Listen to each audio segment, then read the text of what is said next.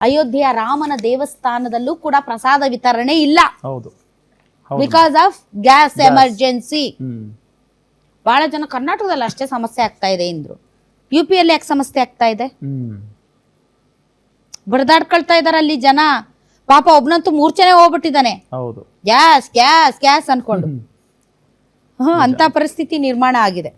ಇನ್ನು ನೆಕ್ಸ್ಟ್ ದೃಶ್ಯ ಬೆಳಗಾವಿ ದೃಶ್ಯ.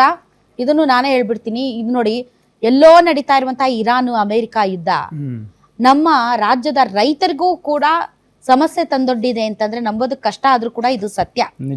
ಯಾಕೆ ಅಂತಂದ್ರೆ ಬೆಳಗಾವಿಯಲ್ಲಿ ತರಕಾರಿ ಬೆಳಿತಾರೆ ರೈತರು. ತರಕಾರಿನ ಎಲ್ಲಿಗೆ ಸಾಗಿಸ್ತಾರೆ? ಹೋಟೆಲ್ಗಳಿಗೆ ಸಾಗಿಸ್ತಾರೆ. ಉಡುಪಿ, ಮಂಗಳೂರು, ಬೆಂಗಳೂರಿಗೆ ಕಡಿಮೆ, ಉಡುಪಿ, ಮಂಗಳೂರು ಮತ್ತು ಗೋವಾಗೆ ಹೆಚ್ಚು. ಗೋವಾದಲ್ಲಿರುವಂತ ಹೋಟೆಲ್ ಉದ್ಯಮಕ್ಕೆ ನಮ್ಮ ಬೆಳಗಾವಿ ಭಾಗದ ರೈತರು ಬೆಳೆದಿರುವಂತಹ ತರಕಾರಿ ಹೋಗುತ್ತೆ. ಈಗೇನಾಗಿದೆ, ಗ್ಯಾಸ್ ಎಮರ್ಜೆನ್ಸಿ ಸೃಷ್ಟಿ ಆಗಿರೋದ್ರಿಂದ ಹೋಟೆಲ್ಗಳು ಬಂದ್ ಆಗಿವೆ. ಗೋವಾದಲ್ಲೂ ಕೂಡ ಹೋಟೆಲ್ಗಳಿಲ್ಲ. ಸೊ ಈ ಬೆಳೆದಿರುವಂತಹ ತರಕಾರಿ APMC ಯಲ್ಲಿ ಕೊಳಿತಾ ಬಿದ್ದಿದೆ. ಮೊದಲೇ ಅಡ್ವಾನ್ಸ್ ಬುಕಿಂಗ್ ಮಾಡಿರ್ತಾರೆ, ಈಗ ಅದನ್ನು ಕ್ಯಾನ್ಸಲ್ ಮಾಡ್ಕೊಂಡಿದ್ದಾರೆ. ಇಷ್ಟು ದೊಡ್ಡ ಪ್ರಮಾಣದ ತರಕಾರಿಯನ್ನ ರೈತರು ಏನ್ ಮಾಡ್ತಾರೆ? ಹೋಟೆಲ್ಗಳು ಬಂದ್ ಆಗಿದಾವೆ ಪಾಪ. ತರಕಾರಿ ಬೆಳೆದು ಜೀವನ ಸಾಗಿಸುವಂತ ರೈತರು ಕೂಡ ಈ ಕೈ ಸುಟ್ಕೊಂಡ್ರು. ಹೌದಲ್ಲ? ಎಂತ ಪರಿಸ್ಥಿತಿ ನೋಡಿ. ಎಲ್ಲೋ ಇರಾನ್ ಅಮೆರಿಕಾದಲ್ಲಿ ಆಗುವಂತಹ ಯುದ್ಧ ನಮ್ಮ ರೈತರ ಬಾಳನ್ನು ಕೂಡ ಬರಡು ಮಾಡಿದೆ ಅಂತಂದ್ರೆ ವೆರಿ ಸ್ಯಾಡ್ ಪಾಪ. ರೈತರ ಅಂದ ತಕ್ಷಣ ನಮಗಂತೂ ಹೊಟ್ಟೆ ಉರಿದು ಬಿಡುತ್ತಪ್ಪ. ತರಕಾರಿ ಬೆಳೆಯೋದಂತರ ಸಾಮಾನ್ಯ ಅಲ್ಲ. ತರಕಾರಿಗೆ ಬಹಳ ಕೇರ್ಫುಲ್ ಆಗಿರ್ಬೇಕು, ನೀರ್ ಹಾಯಿಸ್ಬೇಕು, ಬಹಳ ಅದು. ಅಂತದ್ರಲ್ಲಿ ತರಕಾರಿ ಬೆಳೆದಿದ್ದೆಲ್ಲ ನೋಡ್ರಿ, ತರಕಾರಿ ಬೆಳೆ ಎಲ್ಲ APMC ಯಲ್ಲಿ ಹಂಗೆ ಕೊಳಿತಾ ಬಿದ್ದಿದೆ. ಎಷ್ಟೋ ಸಾಲ ಮಾಡಿರ್ತಾರೆ. ಆಮೇಲೆ ಡೈಲಿ ಅವ್ರದ್ದು ಇದಲ್ಲ, ಉದ್ಯಮ ಅಲ್ವಾ ಇದು, ಹೋಟೆಲ್ ಉದ್ಯಮ ಅಂದ್ರೆ ಡೈಲಿ ಬೇಸಿಸ್ ಅಲ್ಲಿ ಕಳಿಸ್ತಾರೆ. ಉಡುಪಿ ಇಲ್ಲ, ಮಂಗಳೂರು ಇಲ್ಲ, ಗೋವಾ ಇಲ್ಲ, ಪಾಪ ರೈತರು ಪಡೆದಾಡ್ತಾ ಇದ್ದಾರೆ. ಬೆಳಗಾವಿ ಭಾಗದ ದೃಶ್ಯಗಳಿವು. ಇನ್ನು ನೆಕ್ಸ್ಟ್ ದೃಶ್ಯ 9ನೇ ದೃಶ್ಯ. ಬದುಕು ಬೀದಿಗೆ ಬಿದ್ದ್ಬಿಟ್ಟಿದೆ ಪಾಪ. ಎಷ್ಟೋ ಜನ ಸ್ಟ್ರೀಟ್ ಫುಡ್ ವ್ಯಾಪಾರಿಗಳು. ಹೌದು, ತುಂಬಾ ಖುಷಿ ಆಗ್ತಾ ಇದೆ.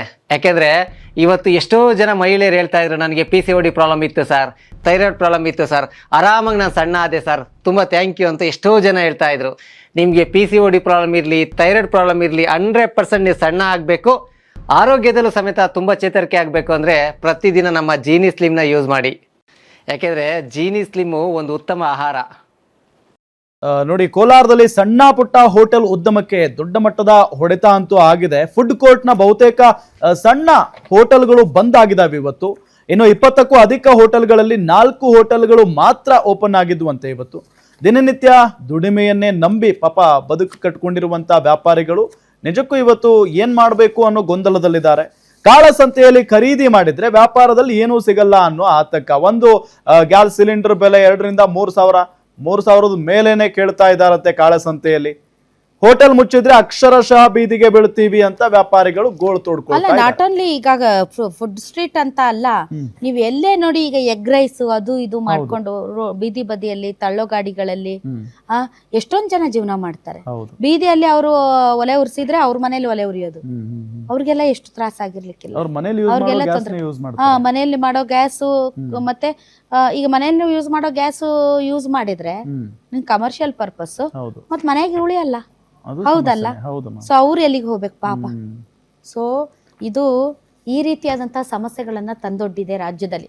ಇನ್ನು 10ನೇ ದೃಶ್ಯ, ಗ್ಯಾಸ್ ಸಿಲಿಂಡರ್ ಕಳ್ಳರು ಜಾಸ್ತಿ ಆಗಿದಾರಂತಪ್ಪ. ನೋಡಿ ಹೆಂಗಿದೆ ಕತೆ.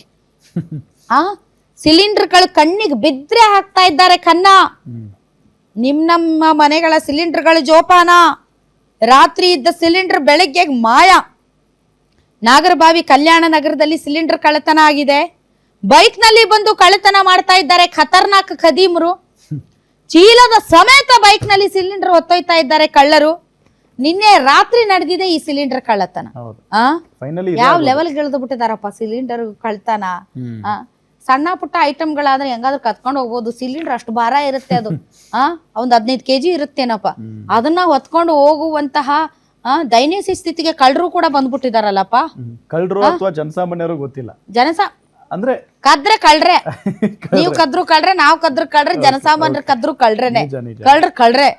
ಸೊ ಕಳ್ರೆ ಈಗ ಸಿಲಿಂಡರ್ ಈಸ್ ಲಾಭದಾಯಕ ಉದ್ದಿಮೆ ಅಂತ ಅನ್ಸಿದೆ ಅವ್ರಿಗೆ. ಲಾಭದಾಯಕ ಉದ್ದಿಮೆ ಇದು. ಕಾಳಸಂತೆಯಲ್ಲಿ ಹೋಗಿ ಒಂದು ಸಿಲಿಂಡರ್ನ ಅವ್ರು 2,000 3,000ಕ್ಕೆ ಮಾರ್ಕೋತಾರಪ್ಪ. ಹೌದಿಲ್ಲ? ಎಂಥ ಲೆವೆಲ್ಗೆ ಬಂದ್ಬಿಟ್ಟಿದೆಯಪ್ಪ ಅಂತ. ಅಲ್ಲ, ಇದು ಯಾರೋ ಒಬ್ರು ಮಾಡಿದಾರೆ, ಇದೇ ಅರಾಜಕತೆ ಆಗ್ಬಿಡ್ಬಾರ್ದು ಅಂತ. ಹೌದಮ್ಮ. ಸೊ ಪರಿಸ್ಥಿತಿ ಈ ರೀತಿ ಇದೆ. ಹಾಗಾದ್ರೆ ಈಗಿರುವಂತ ಏಕೈಕ ಪ್ರಶ್ನೆ, ಇರಾನ್, ಅಮೆರಿಕ, ಇಸ್ರೇಲ್ ನಡುವಿನ ಯುದ್ಧ ಯಾವಾಗ ಮುಗಿಯುತ್ತೆ? ಮುಗಿಯುವ ಲಕ್ಷಣಗಳು ಏನಾದ್ರೂ ಕಂಡು ಬರ್ತಾ ಇದೆಯಾ?